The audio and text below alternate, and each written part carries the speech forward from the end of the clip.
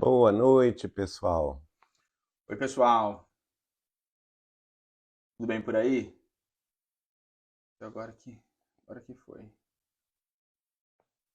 Vamos começar o culto do Evangelho de número 30. 30. Hoje é o 30º culto, gente. Graças a Deus. Eu tô vendo que algumas pessoas já começaram a entrar. Então, gente, a gente pede para quem já entrou, por favor, falar pra gente sobre o áudio, como a gente sempre pede, né?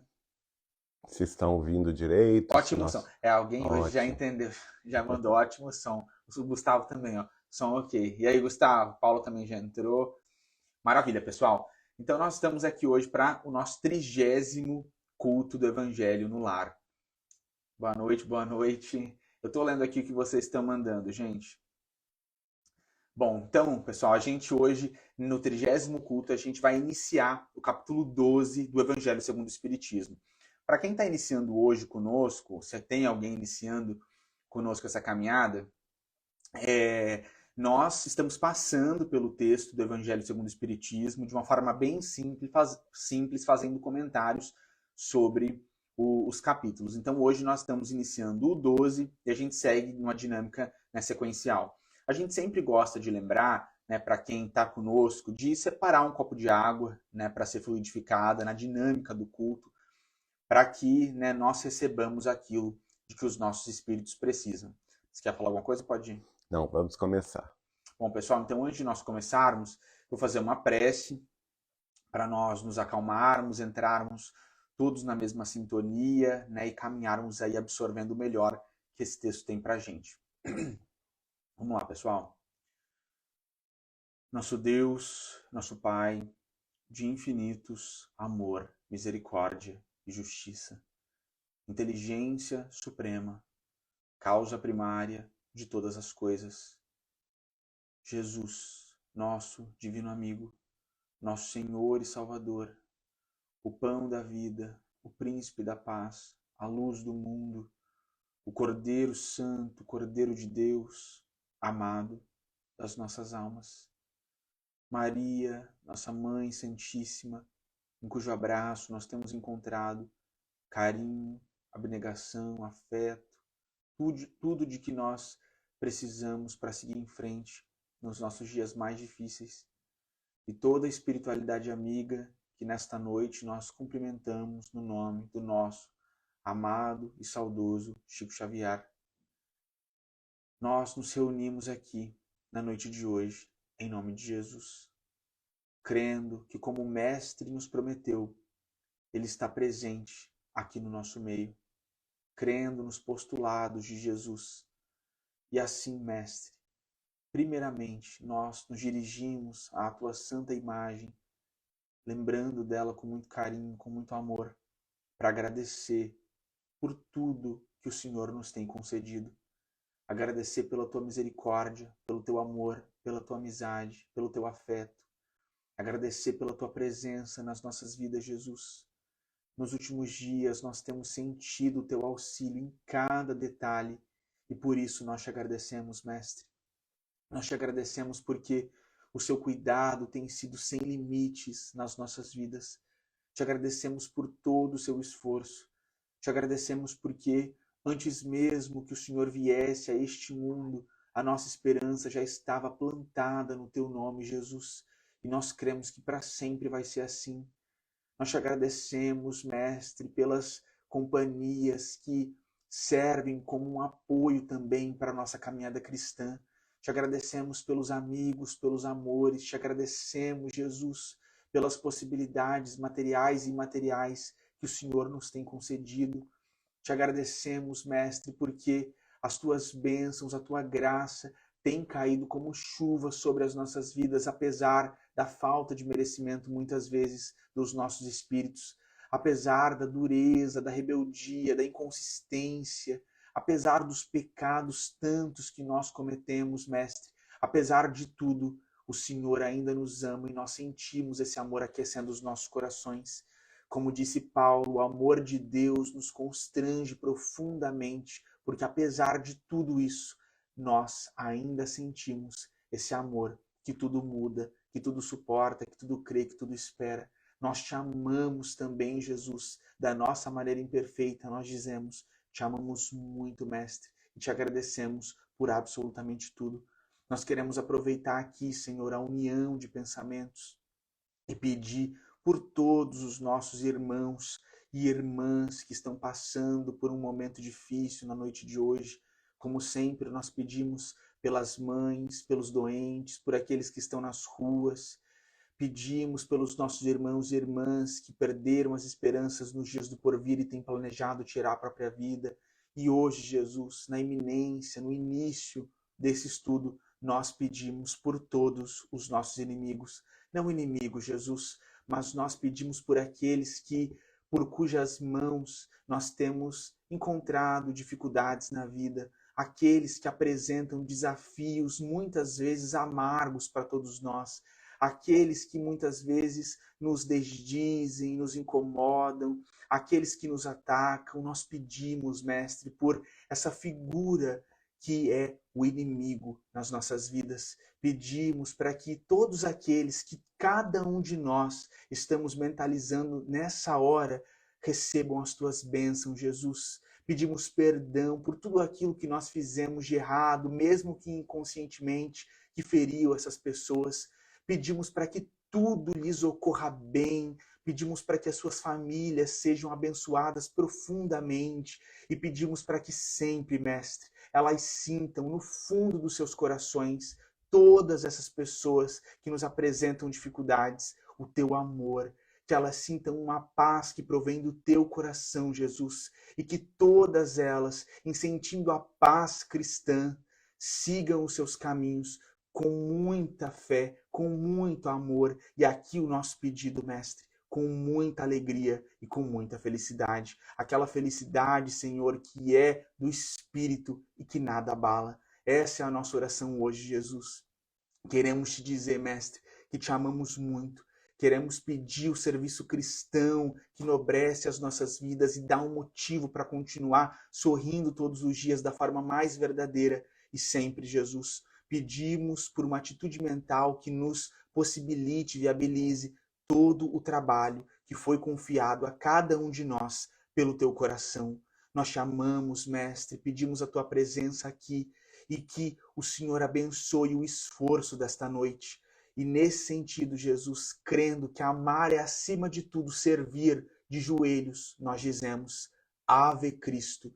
Os que aspiram à glória de servir em teu nome, te glorificam e te saúdam. Nós te amamos muito, Mestre. Sê conosco, hoje e sempre. Que assim seja. Que assim seja. Bom, pessoal, hoje nós estamos entrando no capítulo 12 do Evangelho segundo o Espiritismo, cujo título é Amai os vossos inimigos. Então, um capítulo aí muito interessante, né, gente, em que a gente recebe uma instrução forte de Jesus e que muitas vezes colide com os nossos sentimentos mais efêmeros. Então, gente, nesse capítulo, no capítulo 12, nós temos alguns itens, como a gente sempre faz, o Geraldinho vai fazer um, eu vou fazer o outro.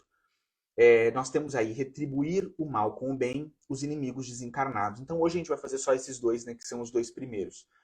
Você quer fazer o primeiro? Você quer ler o Evangelho? Pode fazer você o primeiro. Bom, acho que como o primeiro é grande, acho que a gente pode dividir, né? Essa parte do Evangelho. De repente eu faço essa parte do Evangelho e você os de Kardec. Tá bom. Pessoal, como esse capítulo, né, ele traz um primeiro item um pouco maior, a gente vai hoje se ater a esse primeiro item, retribuir o mal com o bem. Eu vou fazer alguns comentários aqui sobre a parte do Evangelho, propriamente dito, e o Geraldinho entra na parte de Kardec. Então, como nós já comentamos algumas vezes aqui, Kardec inicia cada capítulo do Evangelho segundo o Espiritismo trazendo trechos retirados diretamente da Bíblia.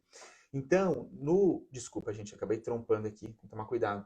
Então, hoje nós temos aí um trecho que foi retirado de Mateus e um outro trecho que foi retirado de Lucas. Então, nós começamos com Mateus, lá no capítulo 5, dos versículos 43 a 47, mais o versículo 20.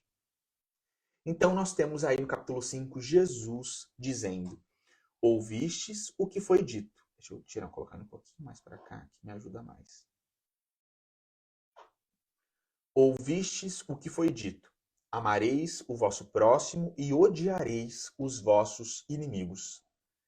E aí Jesus falando, eu, porém, vos digo, amai os vossos inimigos, fazei o bem aos que vos odeiam, e orai pelos que vos perseguem e caluniam, a fim de serdes filhos do vosso Pai, que está nos céus, e que faz se levante o sol para os bons e para os maus, e que chova sobre os justos e sobre os injustos. Porque, se só amardes os que vos amam, que recompensa tereis? Os publicanos também não procedem dessa maneira? E se saudardes, apenas os vossos irmãos, o que é que com isso fazeis mais do que os outros? Os pagãos não fazem a mesma coisa? Digo-vos que, se a vossa justiça não for mais abundante que a dos escribas e dos fariseus, não entrareis no reino dos céus. Então, pessoal, a gente tem aqui nesse primeiro momento, né, no Evangelho de Mateus, no capítulo 5, um momento muito interessante em que Jesus traz uma conduta diferente daquela prevista lá no Velho Testamento. Então, Jesus está nos chamando a essa nova abordagem, né, esse novo approach. Quando o mestre fala, né, amais os vossos inimigos, né, e fazei o bem àquele que vos odeiam, a gente está sendo chamado a um exercício que muitas vezes é difícil no plano terrestre. Muitas vezes é difícil nós olharmos para aquelas pessoas que nos caluniam, que nos difamam, que nos injuriam, que nos agridem, né, de forma psíquica ou de forma física. Enfim, para aquelas pessoas que apresentam as maiores dificuldades para nós aqui na Terra. Agora, nós precisamos refletir de uma forma bastante racional e madura e pensar que se Jesus está nos trazendo esse conselho, é porque esse é o nosso melhor caminho. E aí, gente, quando a gente entra no espiritismo, na literatura espírita, e principalmente no espiritismo como ciência, a gente percebe que, de fato, esse é o melhor caminho para todos nós. Por quê? Quando alguém nutre pensamentos deletérios, ruins, homicidas sobre nós, essa pessoa, de cara, ela já está vibrando de uma forma mais baixa. Para que esses sentimentos, né, cheguem até o outro, então assim, fulano, né, o indivíduo A está vibrando de uma forma muito negativa e desejando o mal para o indivíduo B. Para que esses sentimentos cheguem ao indivíduo B, esses sentimentos deletérios, primeiro eles precisam tomar todo o corpo e o espírito daquela pessoa. Aquela pessoa precisa ficar totalmente repleta daquele mal e só então esses sentimentos vão em direção ao indivíduo B. Então percebam, o primeiro prejudicado é aquele que está se manifestando dessa forma, que está se colocando como inimigo, que está planejando e desejando o mal. O indivíduo B, ele tem duas possibilidades. Se ele abaixa a sua própria vibração e entra nessa maldade, né, ótima palavra, nessa sintonia, ele vai abrir o canal espiritual para que todos aqueles sentimentos cheguem até ele. Então, os sentimentos ruins dele, do indivíduo B, vão para o indivíduo A e, né, eles vão ficar trocando reciprocamente essas energias deletérias, né, esses fluidos tão deletérios. Agora, se o indivíduo B age de outra maneira, se ele decide amar esse inimigo, se ele decide pensar coisas boas sobre esse inimigo, o que ele faz? Ele eleva a sua própria vibração. Então, aquelas energias, né, ruins, né, daquela outra pessoa, aqueles sentimentos tão malvados, tão cruéis, não chegam até ele, literalmente, porque ele está vibrando de uma outra forma. Então, quando Jesus fala para nós amarmos os nossos inimigos, ele está falando que esse é o melhor para nós fazermos o bem para nós mesmos. Uma defesa, literalmente uma defesa. Uma questão do Livro dos Espíritos, que eu e o Geraldinho temos lido já e comentado sobre ela há alguns dias, é a questão 551. A gente gosta, né, de se deter em algumas questões. A questão 551 do Livro dos Espíritos, ela é muito interessante porque nessa questão Kardec pergunta se um homem mau, com o auxílio de um espírito mau que lhe é devotado, pode fazer mal ao seu próximo. E os espíritos superiores respondem para Kardec de uma forma categórica: não. Deus não o permitiria. Então vejam que interessante é a gente perceber que num primeiro momento, sem uma elaboração mais complexa, os espíritos superiores respondem que não. Né? Aquela pessoa que está lá pensando mal, com o auxílio de espíritos maus, ela não pode chegar até a outra. Agora, é o que a gente está falando. Se as duas estão fazendo o mal, se as duas estão na mesma vibração, elas vão passar a trocar esses fluidos. Então, elas se autoalimentam. Elas se autoalimentam. Porque a gente já comentou isso aqui, né, gente? Só quem pode fazer o mal a nós somos nós mesmos. Então percebam que só de nós nutrirmos aquele sentimento ruim, aquele sentimento deletério, a gente já está permitindo que a outra pessoa, né, chegue até nós. Nesse sentido, nós temos um exemplo muito interessante que a gente já até comentou no estudo de sexta-feira, né, de André Luiz, porque no livro, nos domínios da mediunidade, a gente tem ali uma situação que está muito dentro disso aqui, que é a situação de uma amante. Então nós temos um casal, o homem estava tendo um caso com uma outra mulher, ele era casado com uma mulher, estava tendo um caso com outra, eu não me lembro agora dos nomes dos personagens, por isso que não vou citar. Mas qual o livro? Nos domínios da mediunidade. E essa amante, ela percebia que o pensamento dela tinha uma força. E em percebendo que ela manipulava, né, aquele marido infiel, ela pensava naquele casal 24 horas por dia. Como o homem estava com a vibração mais baixa, ele recebia todas aquelas influências, era grosseiro com a esposa, era grosseiro com os filhos e mantinha esse relacionamento extraconjugal. Quase uma simbiose. Quase uma simbiose com a amante. A outra recebeu a informação espiritual de que, para ela cortar esse laço da amante, ela tinha que fazer o oposto, ela tinha que fazer o contrário. Então, se ela começasse a desejar o bem para a amante, a orar por aquela amante, e não desejar o mal, manter uma raiva, né, e contra, ela conseguiria começar a cortar esse laço fluídico espiritual da amante em relação ao marido.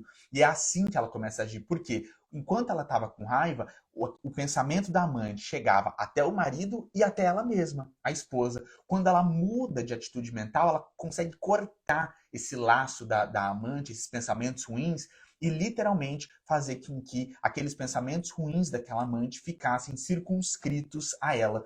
Esse é um exemplo muito interessante, pessoal, porque muitas vezes nós nos deparamos com pessoas que querem que nós, né, tenhamos os piores sentimentos em relação a ela. E aí, gente, acho que uma primeira, né, abordagem aqui do estudo para a gente fazer diferente é pensar que o melhor para nós é agir de outro modo. O melhor para se libertar, que a nossa libertação, que o melhor para mim é orar pelos inimigos, como Jesus, né, nos indica aí.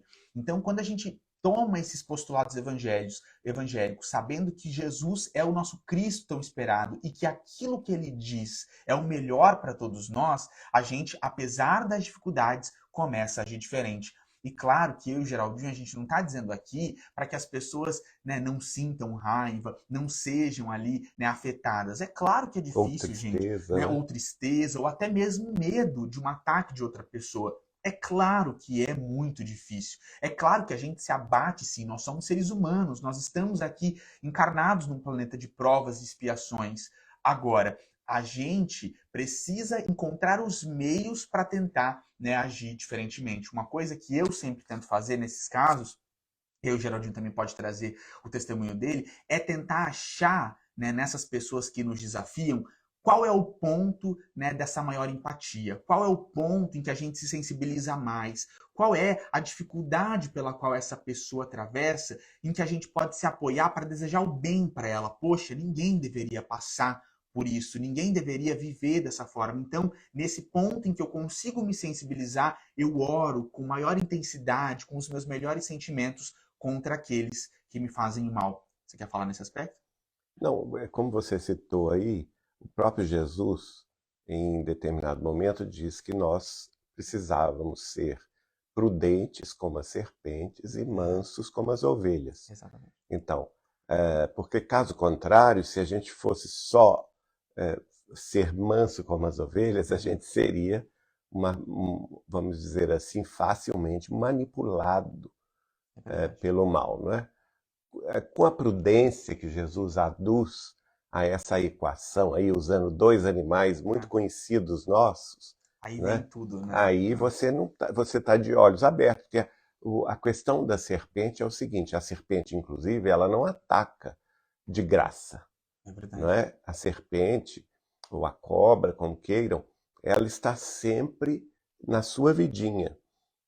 Mas a grande questão das serpentes é que elas estão sempre observando. Boa. Observando a vizinhança, observando o terreno, para ver se elas podem caminhar ou se arrastar ali naquele chão, não é? Defendendo a própria prole, estão sempre escondendo dos predadores. Então, quando elas observam os predadores, elas ficam na toca, elas ficam escondidas. Elas se escamoteiam no meio da folhagem.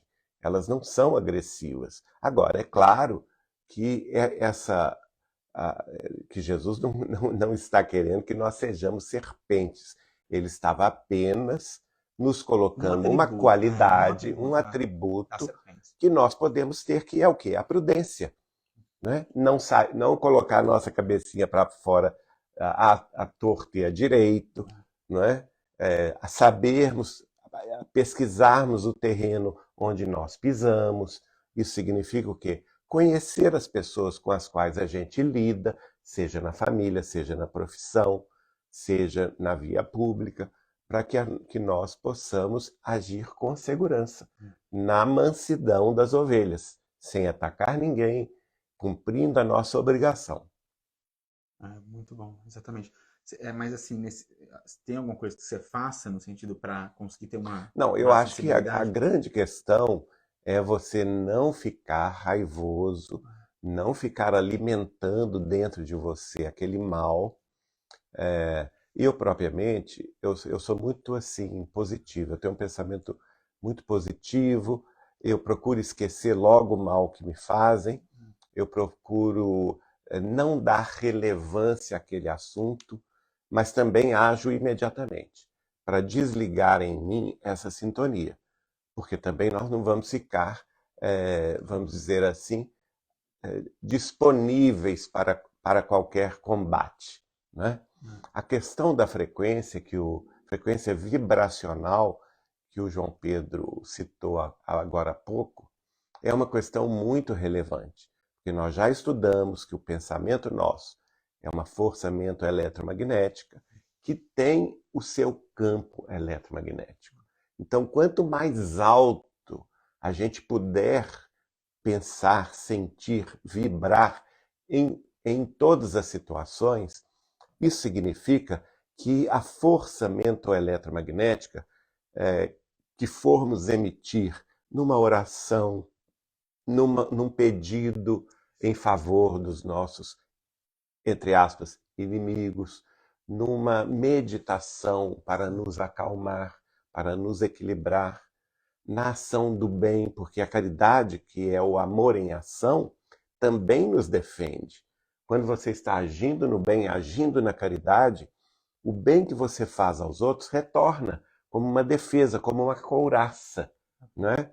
É por isso que o apóstolo disse: granjeai amigos. Então nós temos que fazer amigos, porque os amigos dos nossos assistidos, daqueles que vão receber o nosso carinho, a nossa atenção, passarão a ser também nossos advogados de defesa. É verdade. Então essa couraça do bem, ela só existe a partir do momento que você age no bem, que você faz a caridade, que você trabalha pela solidariedade. Consequentemente, quem assim faz está cultivando dentro de si uma força eletromagnética de alta vibração. Verdade. Uma frequência. O que significa alta vibração? Uma frequência muito alta de pensamento, de emoções, de sentimentos, que anulam as frequências mais baixas, porque não há sintonia. É o que João Pedro disse no início. A pessoa que faz o mal, que deseja o mal que ela externa de si, o próprio Jesus já nos disse: a boca fala do que tem dentro o coração. Então a pessoa que destila o mal, que destila do seu coração a inveja, o ciúme, a maledicência, a calúnia, a violência, É o verdade. crime, Ela já está ela cheia. já está cheia desse mal no seu coração. E essa frequência, segundo os espíritos, é de muito baixa frequência. Ou seja, a oscilação dessa força eletromagnética, o campo eletromagnético, é uma oscilação de ondas muito longas. Ondas, isso. E elas não atingem quem está vibrando em ondas curtas. Ondas curtas. Foi interessante, Geraldinho, trazer esse versículo. Eu nem estava me lembrando disso quando eu falei, né, que toma a pessoa por inteiro e depois vai para outra. Mas ele trouxe o versículo que embasa isso. Né? A boca fala daquilo que está cheio o coração. Exatamente isso, perfeito. Bom, pessoal, então a gente entra no segundo trecho que Kardec coloca aqui para a gente do Evangelho, que está lá em Lucas. Pode, claro. Eu só lembrei outra coisa, que Jesus continua nesse versículo dizendo que não é o que entra pela boca que mata o indivíduo, mas o que sai dela. Exatamente. Ora, se o que sai dela é o que dela tem o coração Perfeito. cheio, né? É isso que vai matar a pessoa. Porque a pessoa que vibra no sentimento do mal, ela acaba atingindo o próprio corpo físico, que muitas vezes adoece até a morte. É muito bom, porque o Geraldinho lembrou bem do contexto, né? Porque Jesus, nesse contexto, estava condenando a hipocrisia dos fariseus, que lavavam totalmente os copos e as mãos na hora do jantar, né? E aí perguntavam, por que os teus discípulos comem sem lavar as mãos? E aí Jesus fala, não é o que está, né, fora que torna o homem impuro, mas aquilo que está dentro. Exatamente, perfeito. Pode, claro. Não. Pode? Tá, então a gente continua aqui com outro comentário. Está lá em Lucas, no capítulo 6, aí dos versículos 32 a 36. Jesus traz assim: se somente amardes os que vos amam, que recompensa tereis? Uma vez que as pessoas de má vida também amam os que as amam. Se somente fizerdes o bem aos que vô-lo fazem, que recompensa tereis? Já que as pessoas de má vida fazem a mesma coisa. Se só emprestardes àqueles de quem possais esperar o mesmo favor, que recompensa tereis, visto que as pessoas de má vida se entreajudam dessa maneira para obter a mesma vantagem. Mas quanto a vós, amai os vossos inimigos, fazei o bem a todos e emprestai sem esperar coisa alguma. Então, muito grande será a vossa recompensa, e sereis filhos do Altíssimo, que é bom para os ingratos e até para os maus. Sede, pois, cheios de misericórdia, como cheio de misericórdia é o vosso Deus. Muito interessante, né, gente? Porque esse não é o único momento da Bíblia em que Jesus fala, né, dessa recompensa. Né? Então, o que ele está dizendo aqui para a gente? Que quando nós nos, né, tornamos absolutamente dispostos a fazer o bem àquelas pessoas que já nos fazem o bem, a gente de fato está agindo de uma forma materialista, fazendo por uma troca, né? Dando porque nós, em algum momento, receberemos de volta. E quando a gente pensa na caminhada cristã, nos postulados que Jesus veio nos trazer, a gente tem o caminho oposto, que é o dar sem esperar nada em troca. Dar porque esse amor ele é incondicional, ou seja, não depende de condições externas, né? E aí, mais uma vez, a gente volta, né, a oração de Francisco de Assis. É dando que se recebe. Se recebe o quê? Qual recompensa? A recompensa de Deus, né? A recompensa dos espíritos puros, a recompensa que nada tem de material e que dura para sempre. Então, quando nós nos colocamos dessa outra forma, e aí a gente passa para esse aspecto mais espiritual, que nesse primeiro momento, falando da ciência espírita, a gente está falando, olha, materialmente, o melhor para mim, para o meu corpo, como o Geraldinho disse, para minha saúde física, para minha saúde mental, é fazer o contrário do que estão me fazendo, desejar sempre o bem, porque eu vou ficar bem materialmente. E aí, quando a gente pensa nessa outra, né, nesse outro aspecto, nessa outra face, que é a recompensa de Deus, nós estamos agindo incondicionalmente na conduta cristã, porque nós esperamos a recompensa daqueles que vão atravessar essa porta estreita e que vão com Jesus. Nós estamos falando, né, de uma felicidade que é, né, um direito daqueles que praticaram os postulados cristãos. E aí a gente está falando da recompensa que é de Deus. Por que isso é tão importante, gente? Por que Jesus, né, traz em tantos momentos a recompensa de Deus? Porque muitas vezes aqui na Terra, quando nós agimos na conduta cristã, e aí nesse sentido, perdoar os nossos inimigos, a gente vai ser o bobo, a gente vai ser mal interpretado, a gente vai muitas vezes ser visto como aquele que está querendo aparecer, né, como humilde. Muitas vezes a conduta cristã vai trazer uma recompensa amarga nas nossas vidas. Por isso que Jesus fala recompensa de Deus. Então, quando nós agimos, por exemplo, num outro sentido com os nossos inimigos, às vezes eles vão tentar bater mais no nosso lombo, né, no nosso couro. Eles vão intensificar a maldade, a crueldade. E mesmo assim, a gente precisa continuar agindo na conduta cristã, porque é uma recompensa que não é do mundo. A gente não está esperando nada. Isso é muito importante nesse aspecto aqui. A gente não está esperando nada desses inimigos quando a gente faz o bem para eles. A gente está esperando de Deus. E muitas vezes, na sua arrogância, na sua vaidade, no seu egoísmo, aqueles que agem de uma forma cruel para conosco, eles vão achar que eles estão mais ainda no direito de agir cruelmente quando nós nos colocamos de outra forma. E a gente precisa entender que esses irmãos e irmãs ainda estão num estágio evolutivo em que eles se comprazem no mal. Nós é que estamos tentando sair desse estágio evolutivo, nós é que estamos tentando, né, evoluir espiritualmente agora.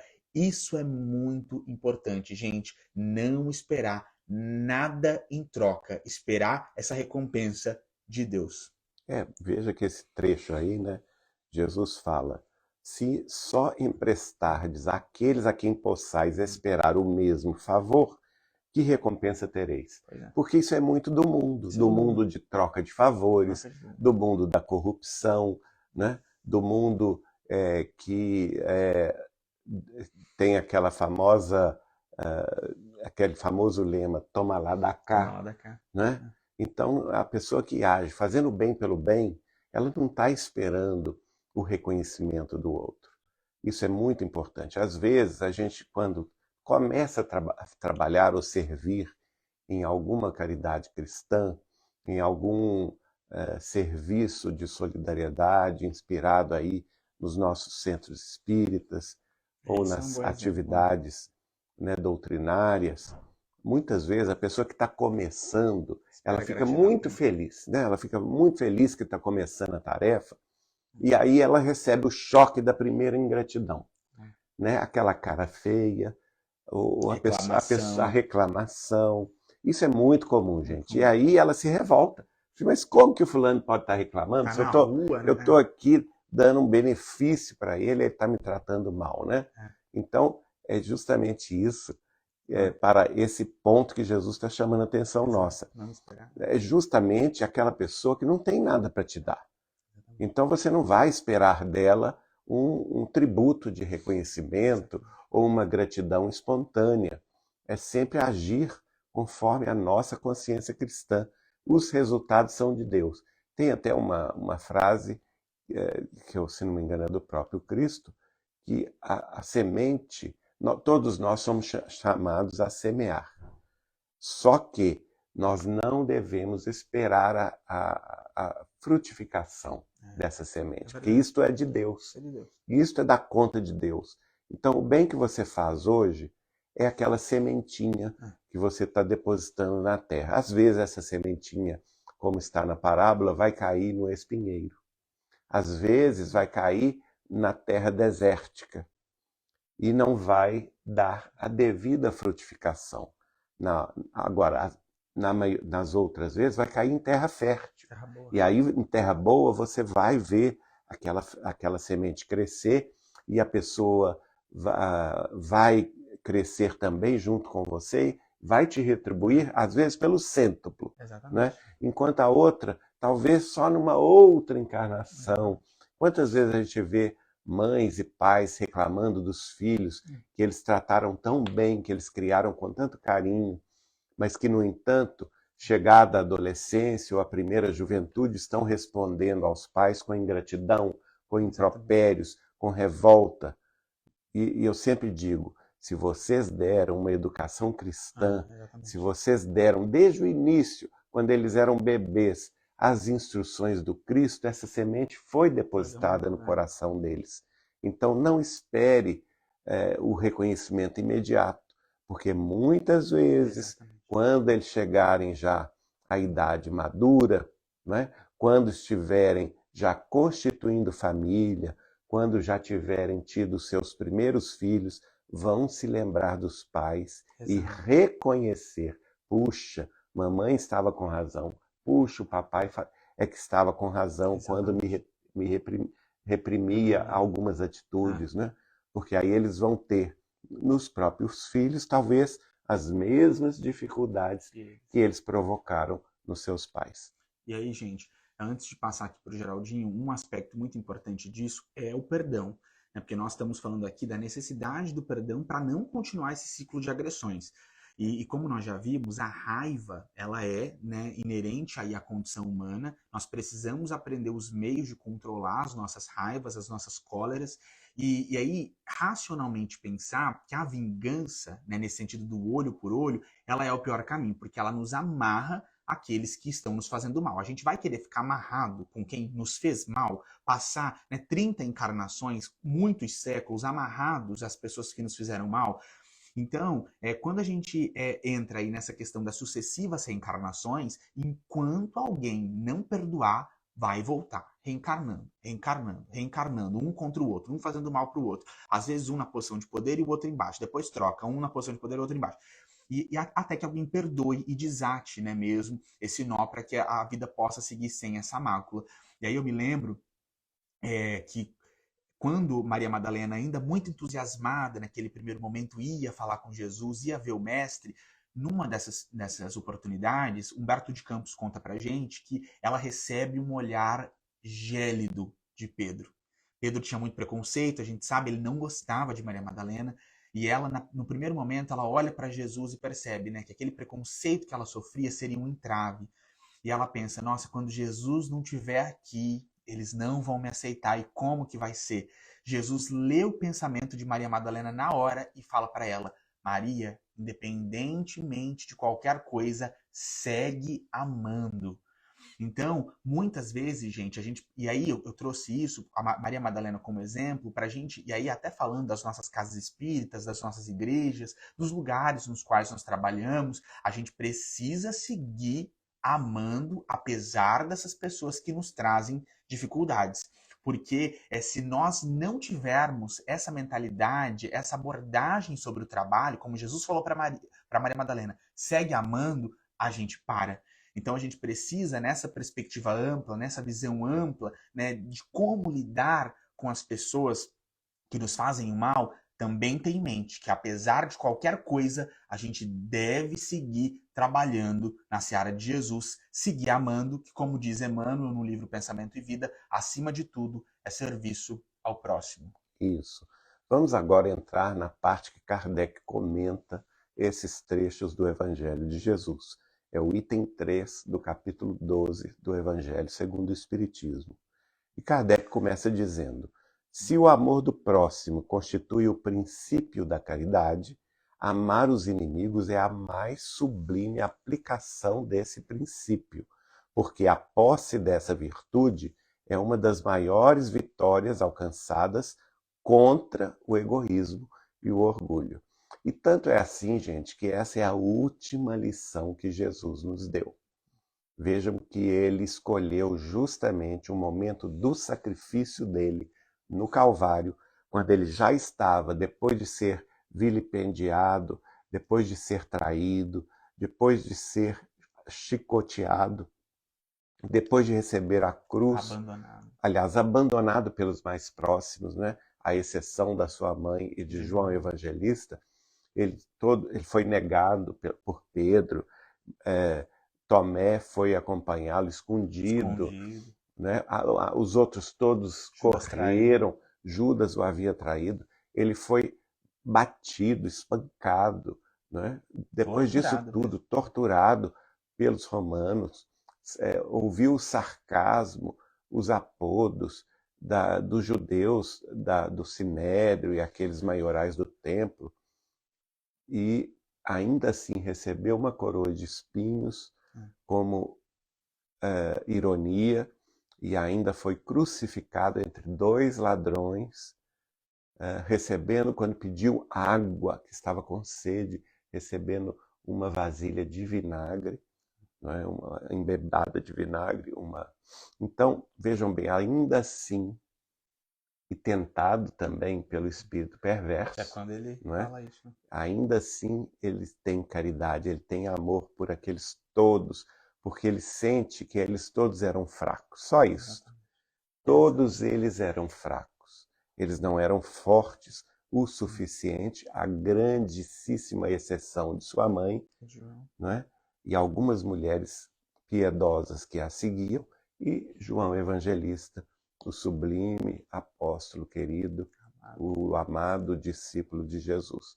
Então, ainda assim, lá do alto da cruz, da ignomínia, ele diz: Pai, perdoai-lhes, porque eles não sabem o que fazem.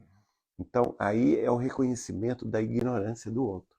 Exato. Quando É você verdade. reconhece que o outro é ignorante, É verdade. não tem por que se magoar com ele. É verdade. Não é? A mesma coisa, quando um animal que está acuado, às vezes pela nossa própria surpresa, nós não fizemos algo de propósito para encurralar o animal, mas ocorreu alguma situação em que nós colocamos o animal em estado de alerta e surpresa e ele nos dá uma mordida. Essa mordida não foi a mordida do mal, mas sim a mordida da ignorância, né? Que ele não sabia que nós estávamos passando ali naquele terreno e que estaríamos próximos, por exemplo, do seu ninho, da sua prole. Enfim, então temos que ter caridade ou conhecimento, que a ignorância isenta, propriamente dito, a responsabilidade dos ignorantes, né? Inclusive, Paulo de Tarso comenta isso. Aquele que conhece a lei tem que ser responsabilizado pela lei. Agora, aquele que não conhece a lei, tudo que faz é lei. Isso é muito interessante, porque Paulo, aliás, antes de ser Paulo, né, Saulo de Tarso era um doutor da lei. E um senhor também do direito romano, porque ele era cidadão romano. Então, uma pessoa que sabia muito lidar com as questões da lei. E tinha noção perfeita que a responsabilidade seria sempre maior naqueles que conheciam a lei. E que aqueles que têm ignorância da lei devem ter a misericórdia daquele que observa os seus maus hábitos. Por isso Jesus fala, né? Sede perfeitos como vosso Pai que está nos céus é perfeito. Exatamente. Prossegue Allan Kardec dizendo: entretanto, geralmente há equívoco quanto ao sentido da palavra amar nesta circunstância. Veja bem, então amar os vossos inimigos, que é o principal lá do nosso capítulo. Amai os vossos. O que é o amar? Nós temos que saber. O que Jesus quer dizer? Será que Jesus quer que a gente ame os nossos inimigos como nós amamos, por exemplo, nossas almas gêmeas, nossos familiares, nossas mães? Não. Os melhores amigos. Os melhores amigos? Não, gente, porque isso também seria irreflexão.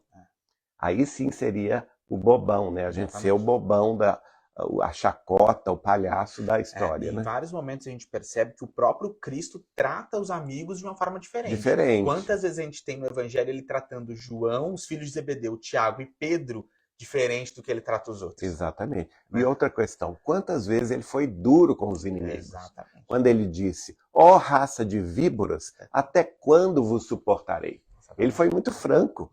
Quando ele combate, por exemplo, os fariseus, que estavam sempre tentando um motivo ou uma razão, tentando o Cristo para que ele caísse em alguma armadilha, não é? Ele fala, ó raça de víboras, até quando vos suportareis? E principalmente, né, que é um momento que a gente tem em Jesus mais enérgicos com os vendilhões do templo. Exato. Que é o sentido aí. Né? Quando se tenta desvirtuar o evangelho, né, e no nosso caso, desvirtuar o espiritismo, né, ou os lugares nos quais nós estamos tentando exercer a fé cristã, né, Jesus é super enérgico como nós temos que ser. E aí, né, ainda o apóstolo que está fazendo o relato lembra, né, o teu amor pela tua casa me consumirá. Exato. né? O momento mais enérgico. Exatamente. E Emmanuel até comenta que Jesus pegou mesmo no chicote. E Porque tirou, muitas né? vezes a gente vê no movimento espírita alguém falando: ah, mas não foi bem assim, eu não acredito que o Cristo teria batido neles.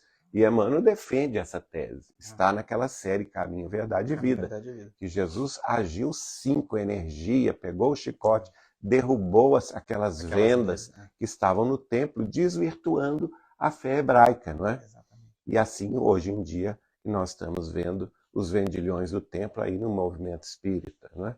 Então temos que ter muito cuidado com isso. É por isso que ele diz que precisamos encontrar o verdadeiro sentido da palavra amar aplicada nesta questão do amor aos inimigos, né? Nesta circunstância. E prossegue Kardec: Jesus não pretendeu por essas palavras que se tenha para com o inimigo a ternura que se dispensa a um irmão ou amigo. Ninguém pode ter para com ela expansões de amizade, já que ela pode abusar dessa atitude, né? Abusar desse direito.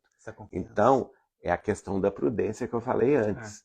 Ter prudência das serpentes significa conhecer as pessoas em torno.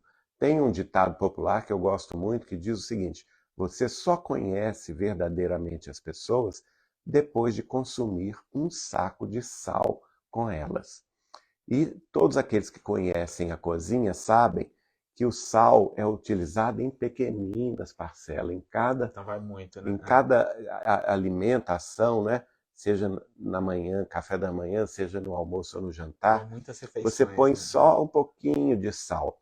E isso Jesus queria dizer o seguinte: depois você só vai conhecer a pessoa depois de muitas refeições com elas, depois de conviver com ela muitos dias, muitos meses, muitos anos, né?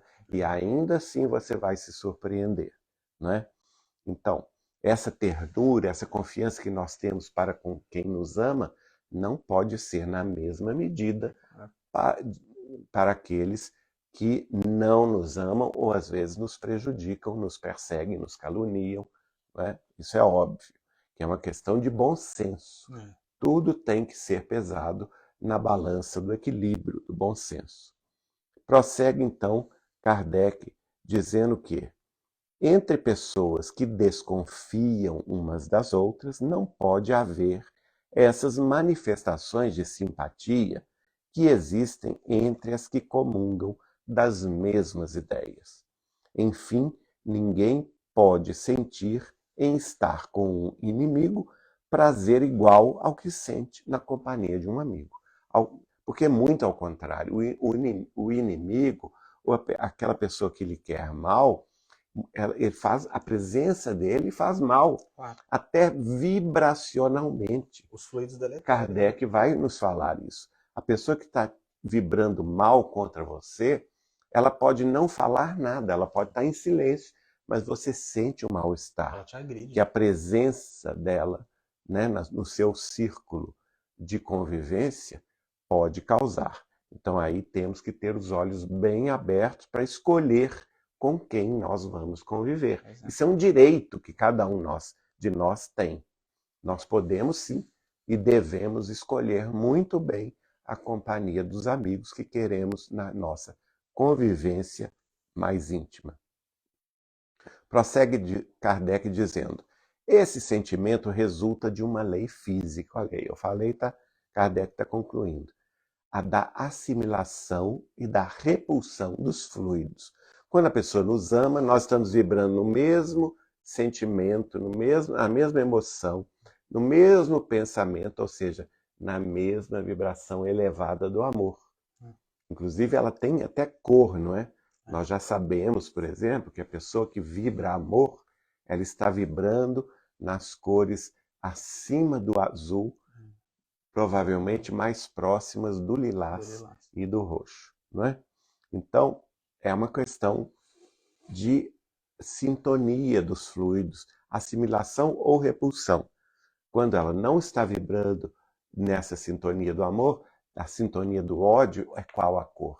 É a cor, a ausência da cor, né? Que é a cor negra, no sentido de ausência de cor. Pode ser até escura. Escura, não é? As cores mais pesadas. Ah. O pensamento malévolo, diz Kardec, determina uma corrente fluídica, cuja impressão é penosa. Quem quiser estudar este assunto, por favor, leiam os livros Mecanismos da Mediunidade, Nos Domínios da Mediunidade, ambos de André Luiz. O Mundo Maior. E o livro, também no livro No Mundo Maior, de André Luiz, por Chico Xavier. E o livro de Emmanuel, Pensamento e Vida. Daí, não, é a penúltima. O pensamento benévolo, ao contrário, nos envolve num eflúvio agradável. Você vê a pessoa de longe, já existe aquela simpatia, Alegria. já existe aquela alegria de reencontrá-la. Então, você corre, abraça, beija, não é assim? É justamente a troca benévola de fluidos. Daí a diferença das sensações que se experimenta, a aproximação de um amigo ou de um inimigo. Amar os inimigos, aí vem a questão do significado que Jesus quis dar a essa frase, amar aos inimigos, ou amar os inimigos. Amar os inimigos não pode, pois, significar que não devamos estabelecer diferença alguma entre eles e os amigos. Esse preceito só parece difícil, impossível mesmo de praticar, por entender-se falsamente que ele prescreve se dê no mesmo lugar do coração, tanto ao amigo quanto ao inimigo. Claro, nós não vamos no nosso coração dar o mesmo lugar que nós damos aos nossos amigos, aos nossos amores, o mesmo lugar que nós vamos reservar aos inimigos, de jeito nenhum. Provavelmente os inimigos não têm nem lugar aí, né? Então, que vão com Deus. Chico Xavier, gente, quantas vezes eu presenciei isso, quantas vezes ele sofreu ataques, perseguições, calúnias, difamações, quantas vezes ele se posicionou no sentido de afastar esses inimigos da sua convivência. Pessoas, às vezes, famosas do próprio movimento espírita, que tiveram, sim, de respeitar o isolamento que Chico Xavier lhes endereçou. Ele se recusava a recebê-los, né? Então, isso é uma questão de bom senso. Porque, caso contrário, seria o quê, gente? Masoquismo. O Espiritismo não prevê masoquismo para ninguém. Masoquismo é doença mental. É doença sentimental, não é? Ninguém gosta de apanhar, ninguém gosta de sofrer, ninguém pode gostar de ser vilipendiado, de ser assaltado, de ser caluniado, Ficar pedindo mais, não é? E ainda ficar mendigando amor para essa pessoa. Não, isso não é uma posição de dignidade. Exatamente. Então, e o amor, isso é importante que o Geraldinho está falando, né, gente? O amor próprio, ele também é lei de Deus. é lei de Deus. Amar ao próximo como você a si ama, mesmo. né, a você mesmo. Se você não se amar, você nunca vai se colocar. É o que a gente comenta. Quem não se ama se entrega ao materialismo. Exato. Né? Se a pobreza de linguagem humana obriga a que nos sirvamos do mesmo termo para exprimir diversos matizes de um sentimento, cabe à nossa razão estabelecer as diferenças conforme os casos. Então, olha aí, eu creio que no futuro nós venhamos a ter uma linguagem mais ampla, mais apropriada, mais capaz de exprimir essas diferentes noções de sentimento. Com certeza. Né? Porque os espíritos falam muito sobre a ausência, né, de possibilidade linguística para comunicar conosco. De terminologia. Totalmente. Quantos termos novos foram inventados pelo próprio Kardec, Exatamente. tendo em vista a falta. O próprio espiritismo. Exato. Né? Espiritismo, psicografia, que não existia antes, né? Psicofonia, enfim, mediunidade. Quantos termos novos a própria doutrina espírita codificada por Allan Kardec trouxe à humanidade. Exato. Hoje em dia, quantos termos novos a astrofísica moderna, né? A mecânica quântica, a física quântica estão trazendo para o nosso conhecimento que antes não existiam. São os neologismos que vão surgindo à medida que a gente compreende o contexto em que, tanto na ciência, quanto na filosofia e na religião, tanto quanto nas questões morais, nós vamos expandindo o nosso conhecimento e a nossa mente.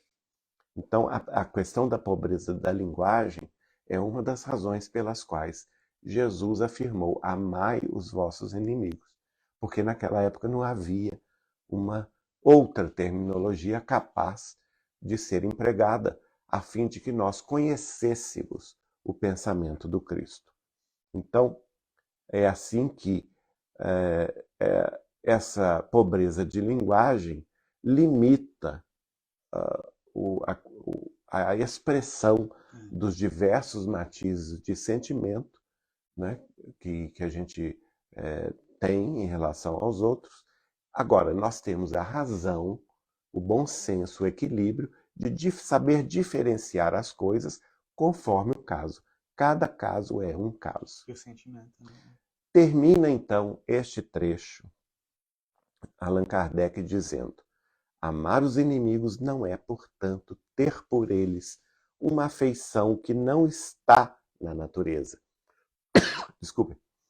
Então, gente, isso não está na natureza. Este amor, da mesma forma que nós amamos a seres amados, nós vamos amar os inimigos. Isto não é da natureza humana. Se fosse, Kardec nos explicaria que sim. Exato. Mas não, ele está dizendo, não está na natureza. Visto que o contato de um inimigo, ao contrário, nos faz bater o coração de modo muito diverso do seu bater ao contato de um amigo ou de um amor. Amar os inimigos é não lhes guardar ódio nem rancor. Então aqui nós chegamos no sentido. Qual o sentido que Jesus quis dar?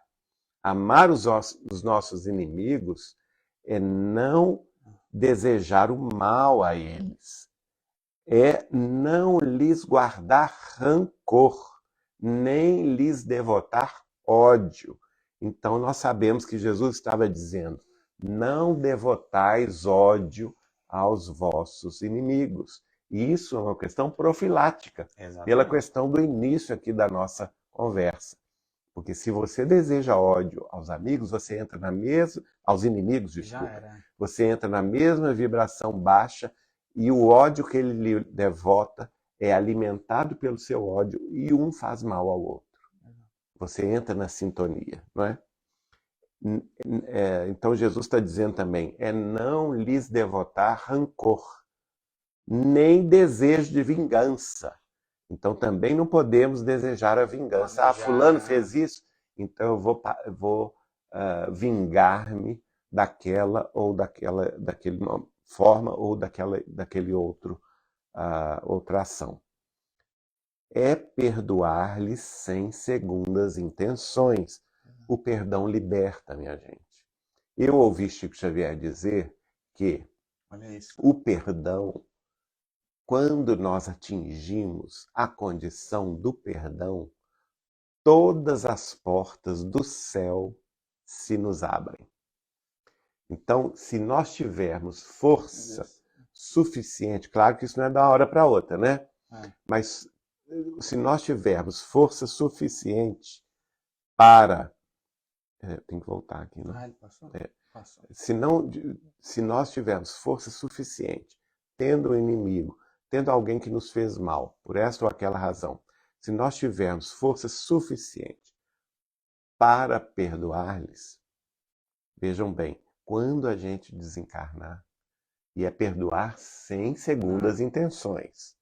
Porque às vezes a pessoa tem segunda intenção e diz, eu perdoei você, eu perdoei. Mas na primeira oportunidade, vai lá e dá uma rasteira, né? Devolve numa outra moeda similar. Isso não é perdão. Isso é simplesmente adiamento de conflito. Exatamente. Né? Que vai se perpetuando no tempo e no espaço. Então, se a pessoa consegue atingir o grau de esquecer aquele mal, o grau de nem se lembrar do mal feito pelo outro, e realmente não desejar rancor, não nutrir ódio, nem revide, nem vingança por aquele que lhe fez mal, e de coração sentir esse perdão, esse sentimento de perdão, esquecimento do mal, orar pelos inimigos é uma forma de fazer isso, né? Se ela consegue isso, quando ela desencarna, diz Chico Xavier, ela tem as portas dos céus abertas para ela. Então, vamos guardar esse ensinamento do Chico, né? Terminando aqui, vamos ver aqui. Jesus prossegue, aliás, desculpem, Kardec prossegue a interpretação da fala de Jesus, amar os inimigos. É não opor nenhum obstáculo à reconciliação. É desejar-lhes o bem e não o mal. É regozijar-se em vez de afligir-se com o bem que lhes advenha. É estender-lhes a mão que socorre em caso de necessidade. É abster-se, quer por palavras, quer por atos, de tudo que os possa prejudicar. Então, é justamente ter aquele afastamento, né? Aquele afastamento sentimental, de não recusar a reconciliação, de não colocar obstáculos na vida da pessoa, de não colocar pedras no caminho da pessoa, de não, vamos dizer assim, pesar o caminho daquela pessoa com nossa condenação, desejando-lhes, ao contrário, o bem, que elas sejam felizes. O Chico nos contou um caso muito engraçado, quando ele foi assaltado, com um trabuco mesmo na cabeça. Ele tinha acabado de servir na Comunhão Espírita Cristã de Uberaba, recebendo a multidão, psicografando, abraçando o povo, escrevendo também, autografando livros. Então, uma noite de muito trabalho cristão no Centro Espírita que ele próprio havia fundado quando se mudou para Uberaba em 1959, que era a Comunhão Espírita Cristã. E ele apenas atravessava a rua porque ele residia ali naquela mesma região, né? Ele atravessava a rua para ir para casa. E ele nos contou que em determinado dia todas as pessoas foram saindo do centro, se despedindo dele, e ele se viu sozinho na madrugada. Então, já deviam ser lá pelas 4 horas da manhã, altas horas lá pelas tantas. Chico, então, fechou o centro, ele tinha as chaves, naturalmente, fechou a Comunhão Espírita Cristã e simplesmente atravessou a rua na direção do portão de entrada de sua própria residência. E a hora que ele estava com a chave lá no portão, um assaltante chegou e colocou o trabuco, né, a arma na cabeça dele, anunciando o assalto. E foi muito engraçado, porque ele disse que teve muito medo, né, que as pernas começaram a ficar bambas, e ele até pediu licença ao ladrão, que ele ia se encostar no muro para não cair. E aquilo, como as pernas dele tremiam muito, aquilo fez com que ele agachasse até sentar-se na calçada. E o Chico então começou a pedir perdão ao ladrão, começando a desfiar para ele toda a sua vida, desde quando ele era pequenino, quando sofria os ataques da madrinha, não é? Quando ficou sem a presença da mãe, aos 5 anos de idade.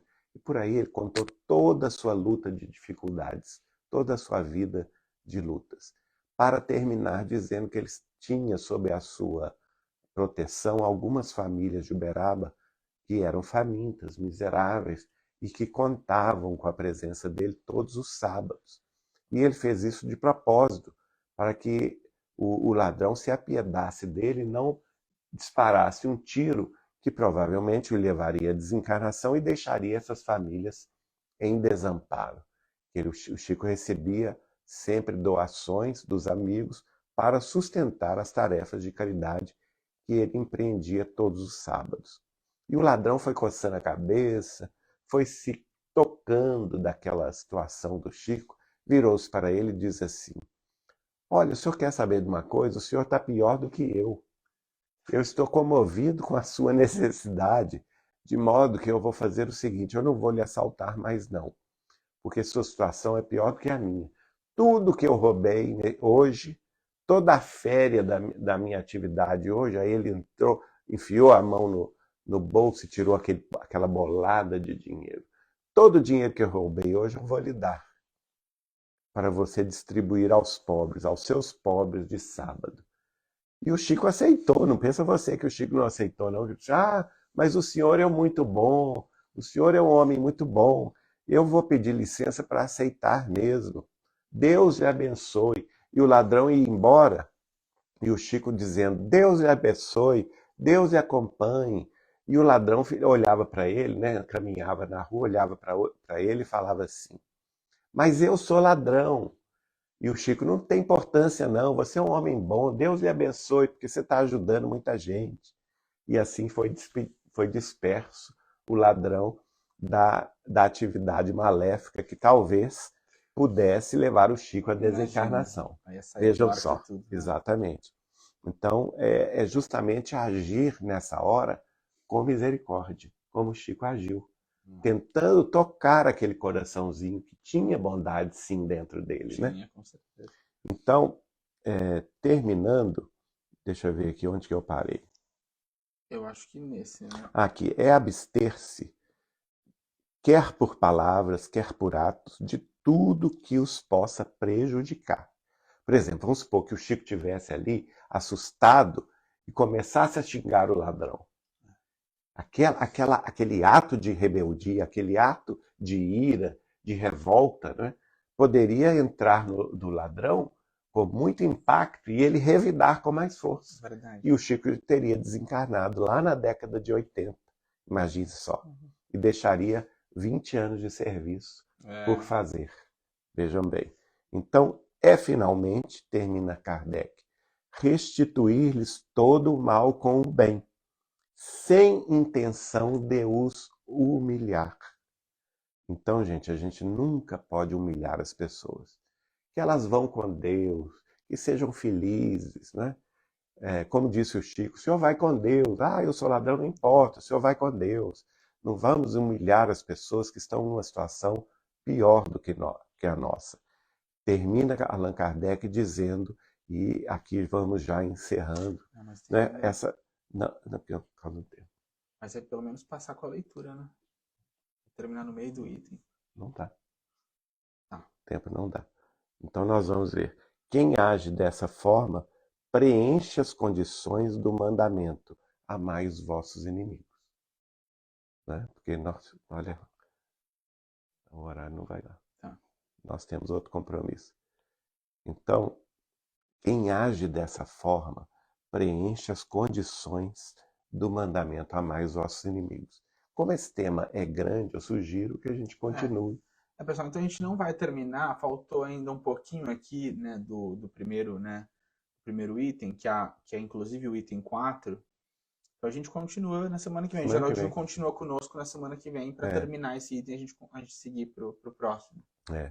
Então, eu peço desculpas aí, mas eu acho que esse tema tem que ser mesmo trabalhado sem pressa, porque isso está feito a todos nós. Todos nós vivenciamos isso, gente, toda semana, não é novidade nenhuma, né? Não pensem também que nós estamos aqui falando para vocês, nós agimos assim com essa facilidade. Muitas vezes nós estamos sofrendo esse mesmo sentimento no hoje, no aqui, no agora. Mas Deus vai nos ajudar a ter esse entendimento no fundo de nossos corações. Bom, pessoal, então a gente para por aqui, a gente vai parar, vou até marcar aqui, a gente vai parar então no item 4 para continuar na semana que vem. E como a gente parou realmente no início de um item, não tem problema. A gente vai então, com a prece do Geraldinho aqui final, encerrar o culto do Evangelho no Lar do dia de hoje, né, 30º culto. Nós estamos muito felizes por essa caminhada que nós temos percorrido aqui com vocês. Vai ficar salvo, né? Toda semana o pessoal pergunta se os cultos ficam salvos. Todos estão salvos, desde o culto 1.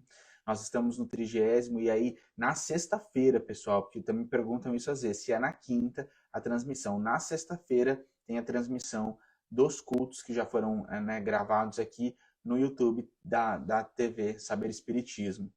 E aí, na semana que vem, a gente está aqui, né, às 8h30. na quinta, porque nessa semana, excepcionalmente, nós nós precisamos fizemos, gravar na sexta. exato.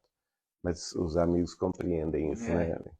Então vamos agora elevar o nosso pensamento a Deus, pedir a Ele que nos abençoe, para que nós estejamos na condição de entender as palavras de Allan Kardec, o sublime codificador da doutrina dos Espíritos, que tão bem nos faz, iluminando o nosso entendimento, sustentando o nosso coração, para compreendermos hoje, na atualidade, as palavras benéficas, as palavras de sabedoria do Evangelho de nosso Senhor Jesus Cristo, proferidas há 2000 anos, a fim de que nós todos, possamos, enfim, seguir-lhe o caminho de verdade e vida.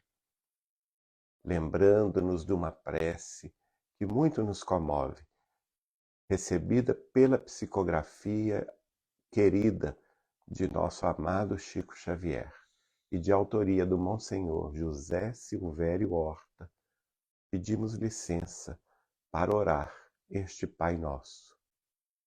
Pai nosso que estais nos céus, na luz dos sóis infinitos, Pai de todos os aflitos deste mundo de escarcéus, santificado, ó Senhor, seja o vosso nome sublime, que em todo o universo exprime a paz, a concórdia e o amor. Dá-nos o pão do caminho, feito na paz, no carinho do plano espiritual.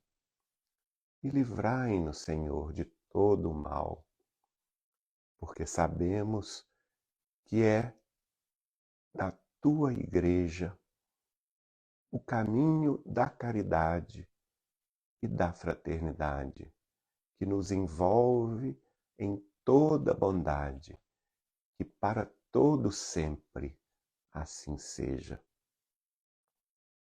Com este Pai Nosso, vamos encerrando as nossas preces, os nossos estudos do Evangelho segundo o Espiritismo, do culto no lar, neste 30º episódio, que prosseguirá na semana que vem, estudando o tema Amai os vossos inimigos, no capítulo 12 de O Evangelho segundo o Espiritismo, convidando a todos nos seus lares, onde quer que estejam, na companhia dos familiares queridos, que desfrutem conosco desses momentos, para que estejamos juntos cada vez mais em sintonia benéfica para o bem, espalhando as luzes da consolação e da esperança, do entendimento e do progresso espiritual, na certeza de que Deus vem vindo em socorro de nossas necessidades, na compreensão de que Jesus é nosso Mestre e Senhor, o nosso divino amigo que jamais haverá de nos abandonar à própria sorte. E que mesmo que tenhamos caído, mesmo que sejamos vacilantes no seu caminho de verdade e vida, os nossos benfeitores, os enviados do Cristo, estarão sempre nos amparando e sustentando, ainda que nossos pés estejam sangrando nesta caminhada evolutiva, para que tenhamos mais coragem, mais perseverança, mais fé e mais amor. E em nome de Deus, que assim seja. Maravilha. Bom, pessoal, gratidão então por todo mundo que está conosco até agora. A gente vai fechar aqui e a gente se encontra na quinta-feira que vem, às 8h30. Abração. Beijo no coração.